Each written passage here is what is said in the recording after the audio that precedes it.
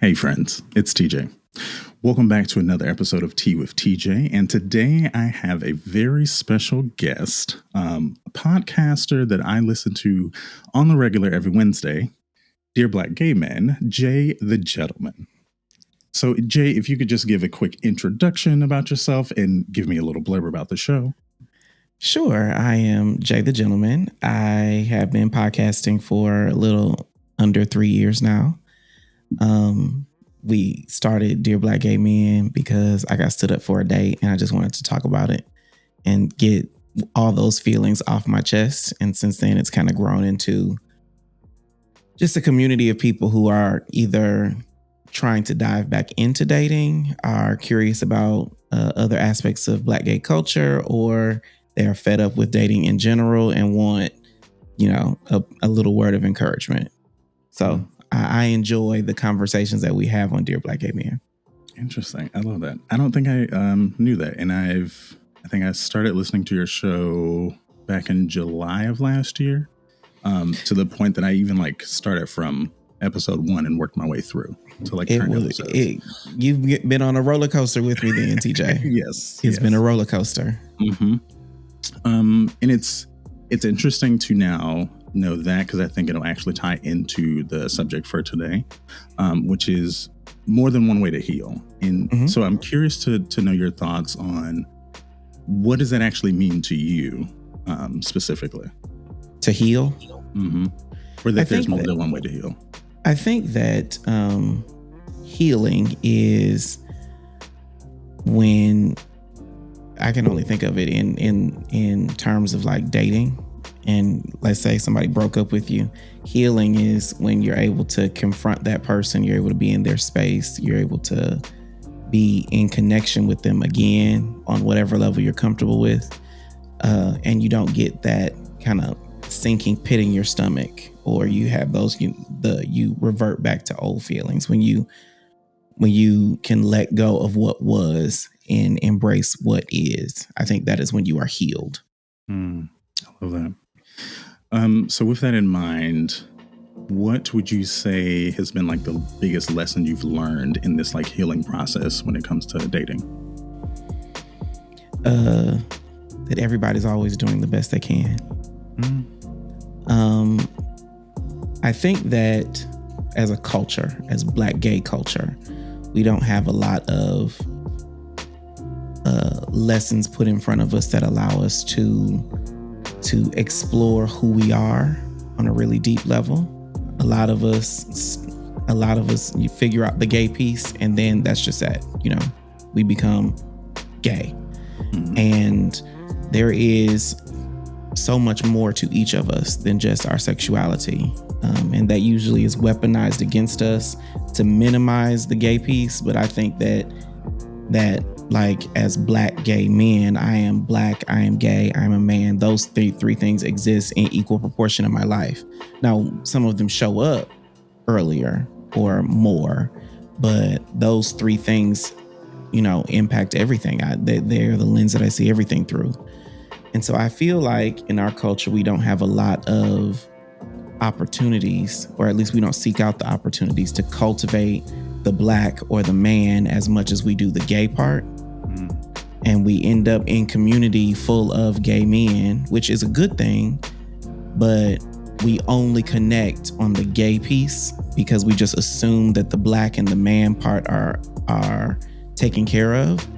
And I think that, in order for us to be as evolved as possible, we need to really probe and till the soil of all aspects of our identity. I completely agree. And that puts me in a headspace of just thinking about those three separate identities. And I feel like we have multiple identities, right? We have our personal life, our work life, our family life. If we're talking about being Black, gay, and a man, our gay life, our life as a man in this world, trying to just exist in our Black identity. And I think in thinking about all of those aspects of our lives and our identity, there is a lot of traumatic things that exist in all of those pieces, right? And that need the attention and need some help with healing. And I have a thought, and I'm going to come back to it, but I'm curious to know if any of those other pieces that exist for you personally, like, have you gone through a healing process for any of those? Yeah, definitely. Like, vulnerable moment. TJ is a whole bunch of vulnerable moments. So there's that. But when I moved from Dallas, Texas, where I'm from, to Atlanta, Georgia, where I live now.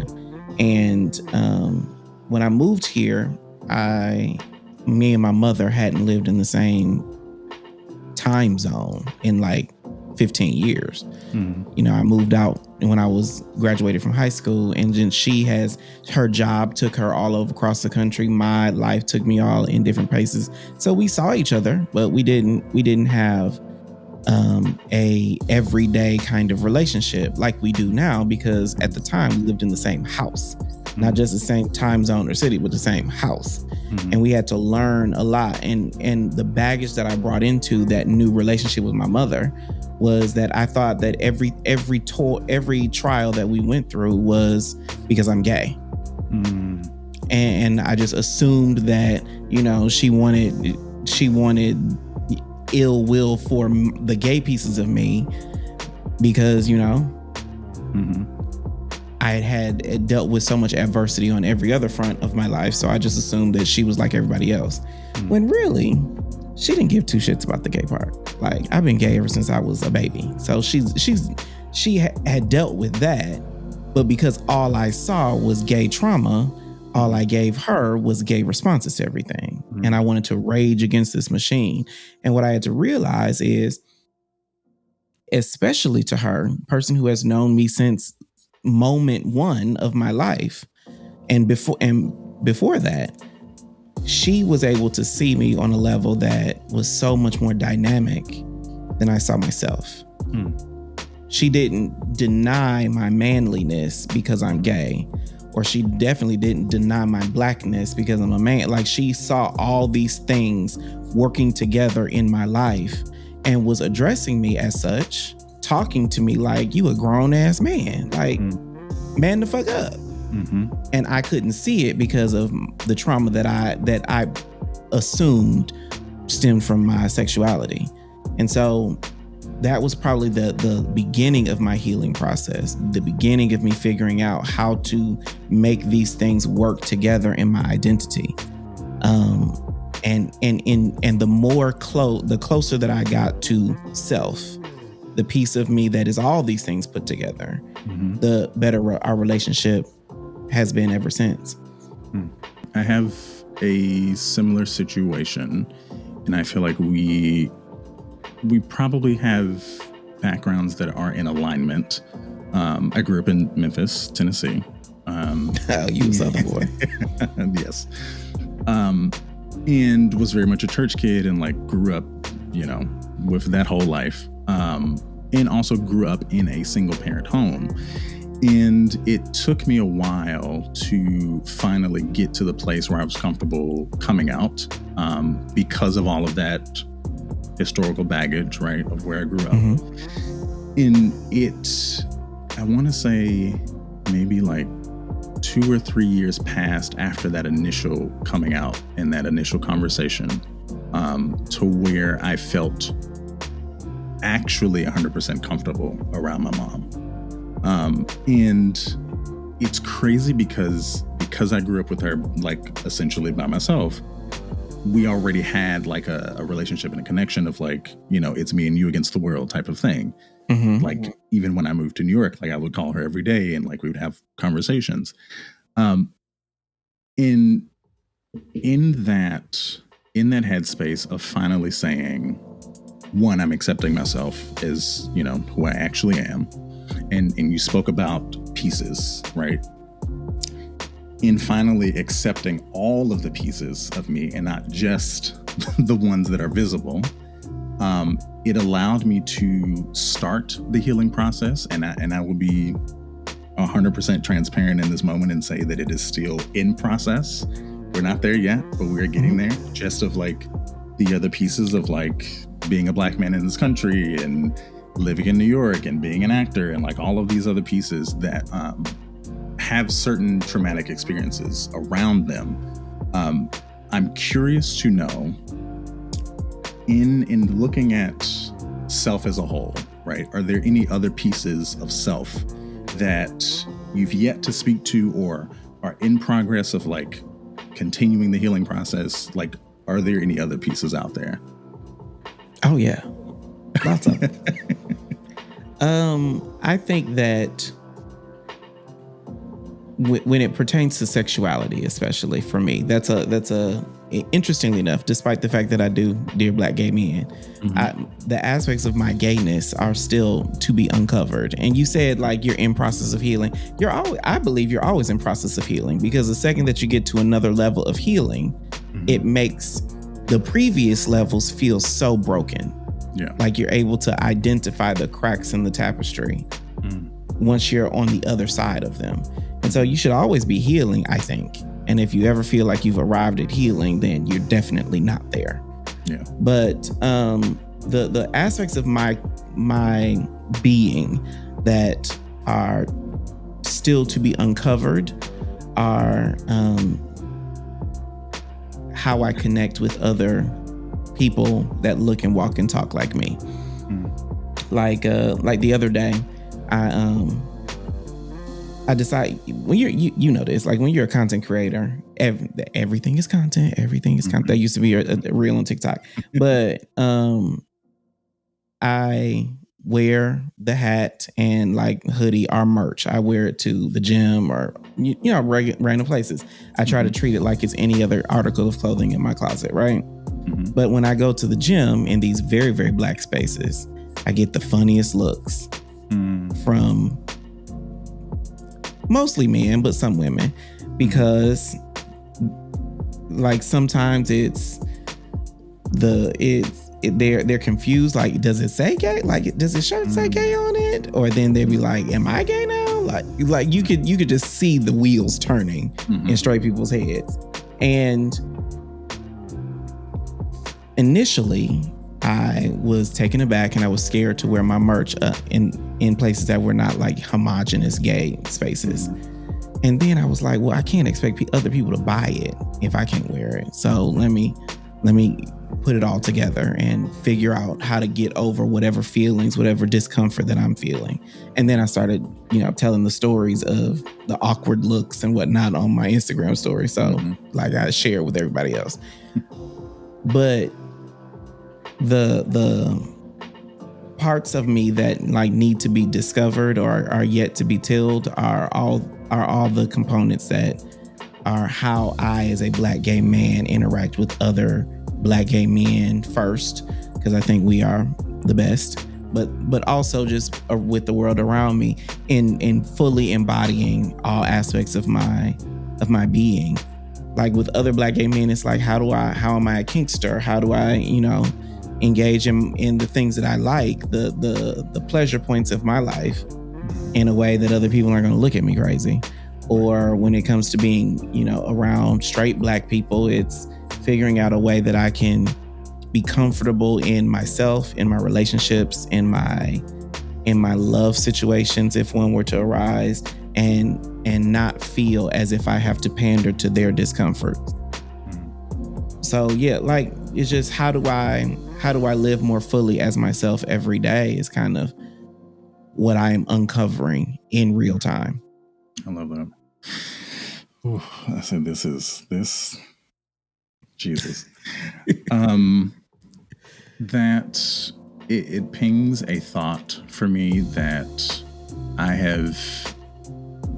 we're just gonna go there. So I have been lucky enough to have been in a relationship for a very long time.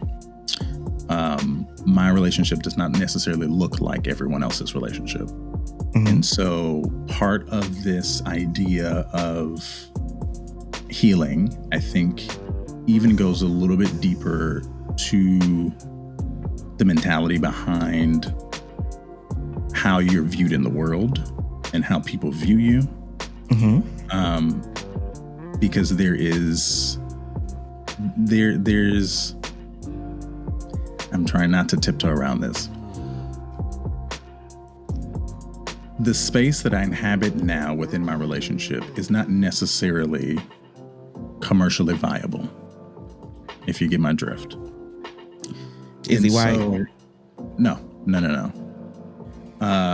Well, I mean, I'm just gonna say it. It's touche. I'm polyamorous, and so there are a lot of people. I'm thinking you talking about you with somebody that got a chunk of their skull missing. No. Got it.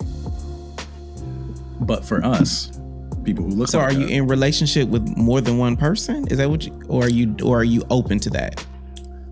We have. I love how this has changed.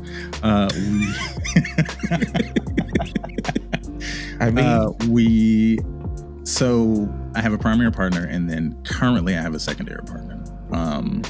That secondary partner has been in the picture for almost 2 years now. But there's space for more. So that's the agreement that we have, that me and my primary partner have. And we've allowed for space to get to know other people, to love people without judgment. Mm-hmm. But what I'm getting at is that for people who look like us, in that type of relationship, because it's not so quote unquote common, there's a lot of judgment that comes with that, right? And so for me specifically, because of how I grew up, already dealing with being Black, being gay, living in the South, mm-hmm. there's already all this judgment that is coming at me. And so for a long time, I had this idea that my life was supposed to be, linear, right?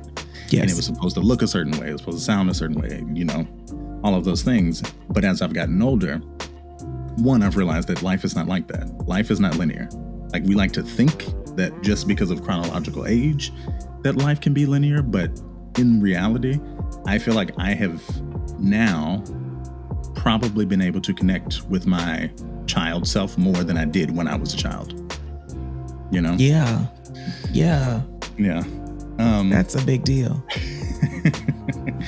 And so I say all of that to say that, like, there's been some healing that has had to happen because of the circumstance that I was in, with the honest conversation that me and my primary partner had when we decided to make that a thing, so that I was not afraid of judgment and afraid of people's opinions or thoughts or perception of me, because I had all of this kind of like historical baggage of how I grew up. So, but I think that's what healing is. That's healing is being able to go back for an appropriate amount of time, but being able to go back to that experience, look at it subjectively, so that you can leave the baggage of it there. Like, I don't have, let me not say that. We all have childhood trauma. Every single person has some kind of childhood trauma. So I don't want to say that, but I'll say that my biggest baggage emotionally comes from relationships. And I think that I identified myself as healed as I could be when I can go back to those situations, whether it was he did something to me or I did something to him, and realize that both of us were doing the best we could at the time. There is nothing that could have gone any differently that would have me be here at the same time. Because had I done it differently, I would not be who I am today. Mm-hmm. And I truly believe that everybody in every juncture in life is doing the absolute best they can. It's hard to accept that because, perhaps I could have done better if I were them, but I'm not them. Yeah. They are doing the best that they could. And that is what has allowed me to forgive my family for, whatever may have come up in our the microcosm of our family dynamics. Mm-hmm. It helped me forgive all of my exes, all of it, every offense.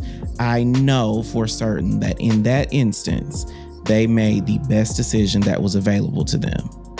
And if I just live my life from that place, then I can never get tremendously offended by people. Now, people do offensive shit all the time. Can I cuss here?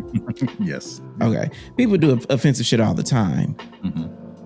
But beyond that, I can't personalize it. Aside from that's what they felt was best. That was their journey. Yeah.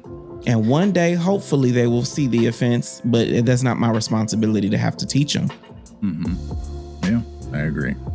And it's truly one of those principles that I think I've picked up probably in the last 7, maybe 10 years of really focusing on being present and being present in the moment. Mm-hmm. Because you're absolutely right. You cannot make it. What is the from Sister Act? The shoulda, coulda, wouldas. Like you cannot harp on.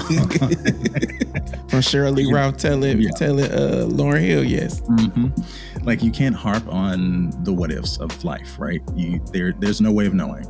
Yes. So the best thing we can do is to really live moment to moment and be as completely present as you can possibly be to make those sound decisions and choices in real time. Because ultimately, I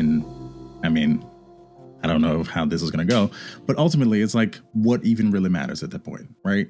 Like if you are thinking about something that happened 5, 10, 15 years ago, but you now have this incredible life in front of you, or you have a life that you're trying to work towards having this incredible life, you've missed out on everything in front of you because you're so focused on the past and what happened 20 years ago with this one person, right? Mm-hmm. So I'm curious to just kind of going along with that idea. Is there a moment in your life, now that you are living presently, is there a moment in your life that you can recall where you kind of were existing in this past moment? like yes, definitely, because so like Dear Black Gaming Podcast, I told you it started because it actually started because my ex-boyfriend, who I called Joe on the show, he dumped me. And we were together for a year plus, coming up on 2 years, and in my head he was it. Like he was the end journey. Like the course of my life was just figuring out how do I be the best man for him. And so I went out one day. My name is Jared. That's what J stands for. I went to Jared's because I wanted to be able to say Jared went to Jared's, and I bought him a ring. And as soon as I was about to drop my credit card to pay for this ring, I heard a voice that says, "Don't do that shit." It was loud as hell. Don't do that shit. And I'm talking to little sales lady because we had looked at several different kinds of rings that he liked. His taste is very, very different than mine. But I picked out something that was in line that I would be confident to give to him that he would like. And so when I heard the voice, I told the lady, I said, "Can I come back on Saturday?" This was a Thursday. "Can I come back on Saturday?" And she was like, "Yeah, this happens all the time." I was like, I don't know if it happened the way it happened to me, but okay. And I went home that day. He dumped me. And so now at that point I was stuck because our relationship was just set up to where I was the breadwinner. I paid most of the bills. I made the home that we lived in. I paid the rent every month. And now I feel like a foreigner in my own home. To go from about to ask somebody to marry me and buy a ring and start planning all those provisions to now I'm sleeping in the guest bedroom of my own house. Wow. It rocked me to my core. I got stuck there. And so now the Virgo in me though is like, okay, now I got to get out of here before the 1st because I don't want to have to pay rent again.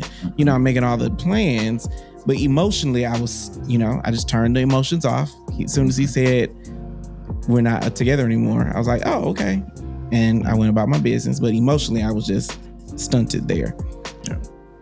And the kind of pivotal moment that opened it up for me was when I did what we just talked about. I realized that he made the best decision that was available to him in that moment. Yeah. I realized he regretted it because he had tried to get back with me, but he made the best decision available to him in that moment. And that really is what inspired the podcast, because I believe that in our culture, Black gay men see difficulty and emotional difficulty as signs that we got to get out. Right. And a lot of us don't have the language or the tools to work through conflicts, to work through issues, to work through, barriers and overcome. We just don't have that. And that's really what inspired the podcast, because I wanted to talk about that. And I wanted to talk about my journey to figuring that out. But then fast forward, and I did get stood up for a date that I was really looking forward to. And I was like, this nigga, let me put up this mic and tell people about this nigga. I changed his name as I do with everybody. And I was like, let me tell you about this motherfucker. He gonna stand me up. Me.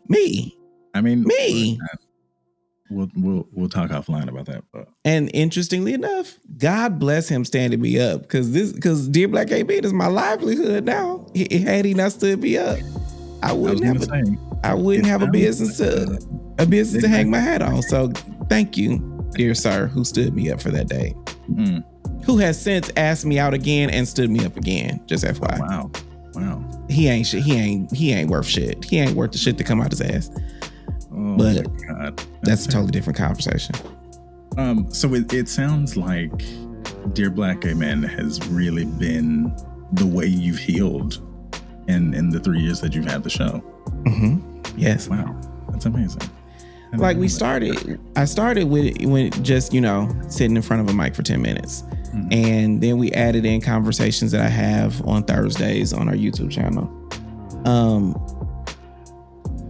But I really believe that my gift is making people feel comfortable enough to tell the truth and creating space for their truth to matter in a culture that sometimes doesn't say that your truth matters. And so when I sit down and have a conversation with someone, of course, I know that, they're doing the best that they can. So I come with that kind of frame of mind, but also I'm looking for the ways in which their story and my story align. What is the common thread between them and me? And I've tried to do that with everybody. Even I've talked to, I had one guest on my show. He was a white guy from London who was straight, who started this app for people living with HIV.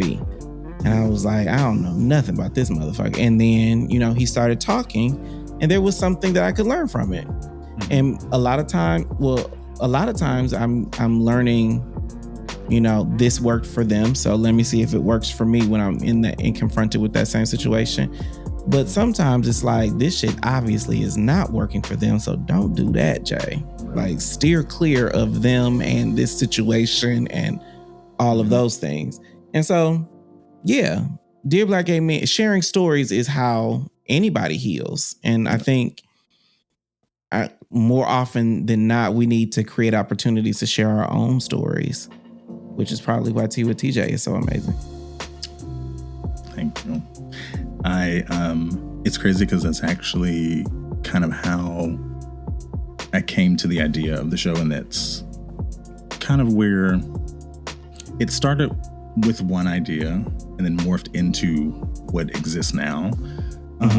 But essentially, I used to have moments like this in person here in New York, where, because I'm a tea lover and there are a bunch of places in the city that I go to often. Anytime I would finish a job or come back from tour, I would meet up with a friend that I hadn't seen in a while and sit and just talk about life and catch up and, have all of these very vulnerable moments, very honest moments. And so last July, I think it was, or August, somewhere in between late summer and fall, I sat down and was toying around with some ideas and writing some things down. And because I also do voiceover work, I already had all the equipment. And I was like, maybe I should try just seeing what comes out. And originally it was meant to be just like an audio journal. for myself. Just to give me the space to like express certain things and go back and reflect. But then it started to morph into the actual show. And then when I started to bring guests on at the top of this year, is really when I feel like the show has kind of taken a life of its own. And being able to give one space to people who have stories to tell that need to be told, but then also, and this is just a personal preference, and I do not mean this in any kind of way, specifically Black people, because I feel like right now, at least for me, I don't see a lot of us in the podcast space, at least not in this way.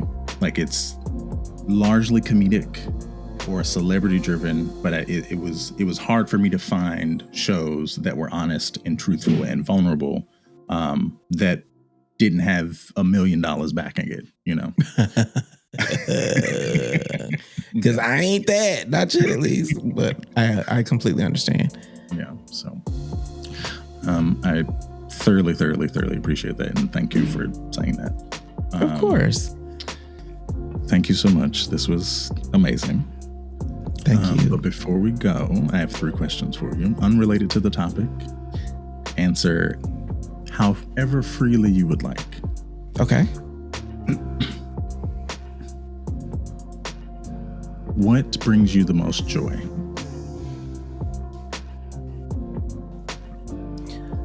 I'm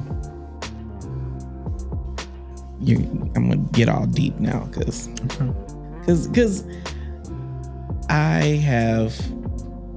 I've been dreaming about, I didn't call it a podcast when I dreamt it, but I've been dreaming about doing this for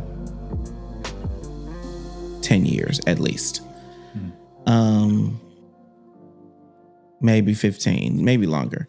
But I've been dreaming about talking to us about us for since I can think of anything that I've wanted to do. And the idea that I get to do this is what, you know, keeps the lights on and what pays the bills, and I get to experience Black gay men, Black gay people who love Black gay people. More often from behind this mic, but I get to hear our stories from every corner of the world. That brings me joy. Like I remember the first time I got a DM from somebody who said, "Thank God I found you." And I was like, who? Me? Like at the time, I didn't know anything about metrics and numbers and reach, all of that. I just, you know, recorded something, shared it on my Facebook timeline, and moved on and went back to work. And so to get a DM on Instagram when I didn't even have my Instagram connected to the podcast, especially, but the fact that this person sought me out to say thank you. And for every thank you that I get, that they don't know what they did for me. The fact that, you know, them spending 15 minutes with me on Wednesdays or an hour on Thursday night, however they engage with us, has created a way for me to live out my dream. So every DM, every share, every crazy comment, every one of them, I count them all joy.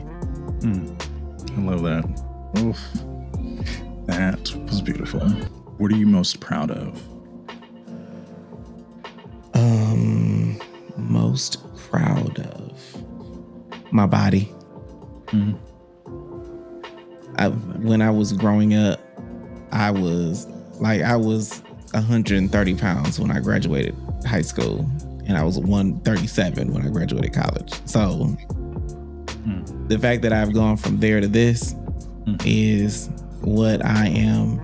I mean, in addition to it's the more superficial thing that I'm proud of, but I celebrate it every day. And I mean, full disclosure, like had my body not changed, had I not worked on it, I wouldn't have leaned into nudism the way I have. I would not have been as comfortable in leather. I would not have discovered things that I'm genuinely interested in and derive pleasure from had I not walked myself through a transformation. So my experience as a Black gay man has been enriched by the fact that I got thicker. I love that. And having gotten thick helped me understand and appreciate and respect and honor the thickness of other people. Like when I was skinny, I used to like skinny boys. And I didn't. And if you had, if you were 200 pounds, then hell no. But now I'm 220. And so I can appreciate someone who is skinny. I can appreciate someone who's a lot thicker than me. I can appreciate the big girls. I can appreciate all different kinds of bodies because my body has undergone a transformation. Now, it is one that I have controlled and contributed to, but when my size changed, my options changed, but also my perspective changed. I love that. And then final question. Where do you find beauty in the world?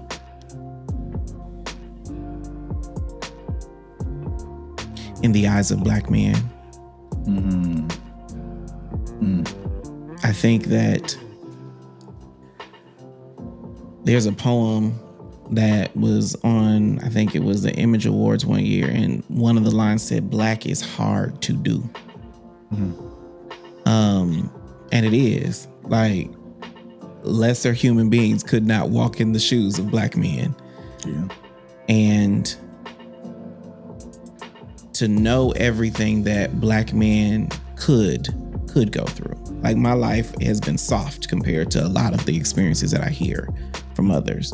But to know all the trauma and the abuse and the insult and the offense that we can and do endure every day. But knowing that, and you can still find the light. You can still find the joy. I think that is absolutely beautiful. Well, shit. Okay. Jay, thank you for doing this. Thank you for saying yes to this. And I will say, as a listener of your show, it speaks volumes to be able to just even sit and have this conversation with you. So thank you. Thank you so much. And because this conversation is still going, we're going to do a part 2. So that is our show, friends. Stick around for part 2, and I'll see you next week.